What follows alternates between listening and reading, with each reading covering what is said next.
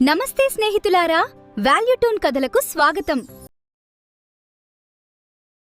ఒక చిన్న గ్రామంలో ఒక ఆనందమైన కుటుంబం ఉండేది.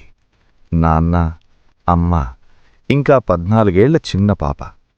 వాళ్ళు పేదవాళ్ళు, కాని వారి మనసు మాత్రం చాలా గొప్పది.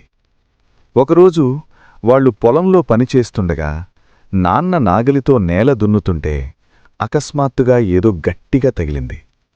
ఆశ్చర్యంతో తవ్విచూస్తే ఒక మిల్లమిల్ల మెరిసే రాయి బయటపడింది. నాన్నా, ఇది మాయరాయిలాగా ఉంది అని పాప ఆనందంగా చెప్పింది.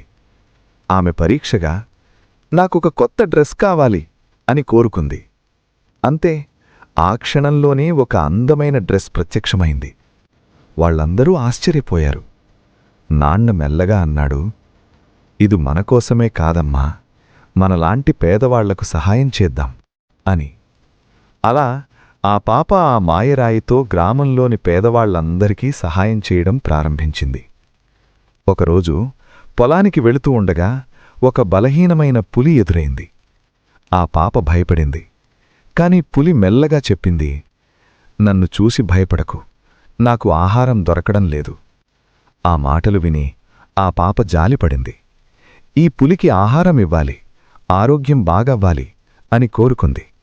అంతే, ఆహారం ప్రత్యక్షమైంది, పులి ఆరోగ్యం కూడా మెరుగైంది. పులి ఆనందంగా చెప్పింది, నీకు ఎప్పుడు కష్టం వచ్చినా నన్ను గుర్తు చేసుకో అని వెళ్ళిపోయింది. కొన్ని రోజుల తర్వాత ఆ పాప దగ్గర మాయరాయి ఉందని ఊరిలో ఉన్న ఒక లోభి ధనవంతునికి తెలిసింది. అతను తన మనుషులను పంపించి ఆ పాపను బలవంతంగా తీసుకురమ్మన్నాడు. ఆ మనుషులు ఆ పాపను తీసుకొని ఆ ధనవంతుడి దగ్గరకు తీసుకువచ్చారు. అతను ఆ రాయిని తీసుకొని తన చెడు కోరిక కోరాడు. కాని ఏమీ జరగలేదు.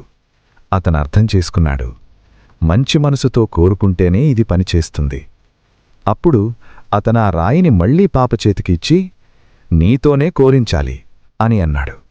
కాని ఆ పాప ధైర్యంగా, నేను చెడు కోసం ఏం కోరను అని చెప్పింది. అతను కోపంతో మళ్లీ రాయిని లాక్కున్నాడు. ఆ పాప భయంతో పులిని గుర్తు చేసుకుంది. అంతే, ఒక్క క్షణంలో ఆ పులి అక్కడ ప్రత్యక్షమైంది. పులి గర్జిస్తూ ఆ ధనవంతుడిని మరియు అతని మనుషులను తరిమేసింది.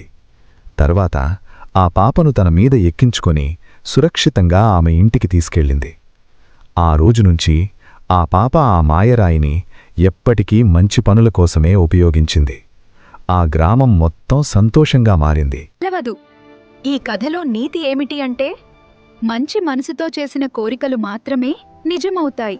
మంచి కోసం పోరాడితే చెడు ఎప్పటికీ గెలవదు. మా కథ మీకు నచ్చితే లైక్ చేయండి, షేర్ చేయండి, సబ్స్క్రైబ్ చేయండి, కామెంట్ చేయండి.